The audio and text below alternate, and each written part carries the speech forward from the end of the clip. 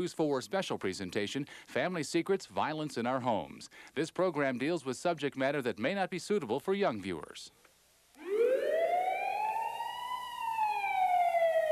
Another murder-suicide in the inland northwest, this time in Coeur d'Alene. The stabbing happened when a former boyfriend of the dead woman came over. It is the third case to report in the last week alone.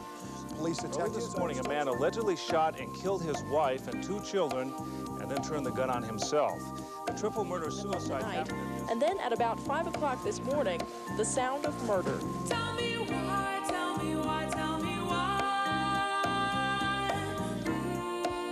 Why can't we live together? Hard to believe, isn't it? 9 people dead in just a few weeks. Doesn't seem like Spokane or Coeur d'Alene or any place we'd live. Perhaps we thought being a little slower pace meant we were somehow immune to family violence. But even quiet neighborhoods like this have their family secrets. Domestic violence takes many forms, but 90% involves violence against women, and that's what we'll explore in the next half hour. Enough time has passed since that last killing to have lulled us back into complacency. But that's exactly what the families left behind hope doesn't happen. So as they tell their stories, ask yourself, why is there so much violence against women? Why have we tolerated it for so long? You know how sisters are, and you get those giggle things, and you don't know why, but every time you look at each other, you start giggling, you know. She was really a fussy eater. She wouldn't eat fish of any kind, no fish. She was very artistic. She wrote beautiful poetry. She was just a lovely person. She was just a wonderful person, you know. She was getting stronger and stronger, and then her life was taken away. Early on May 14th, 1993, Joy Lilimo's ex-boyfriend showed up at her door once again. She was there with friends. They went in the kitchen, and one guy went into the bathroom, and he heard like 3 shots, like he thought they were firecrackers. By the time he came out, they were both dead. It happened boom, boom, just like that. Barry Rowe shot Joy twice in the face, then turned the gun on himself.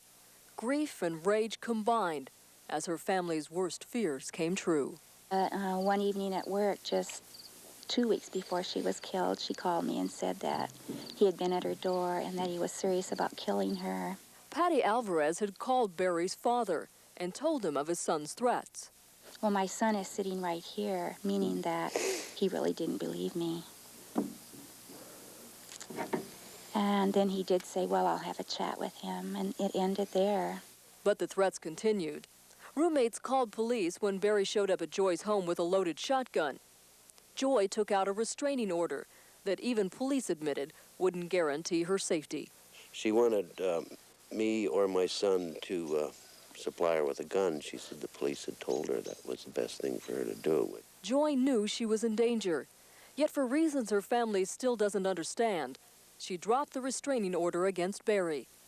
The next morning, she was dead.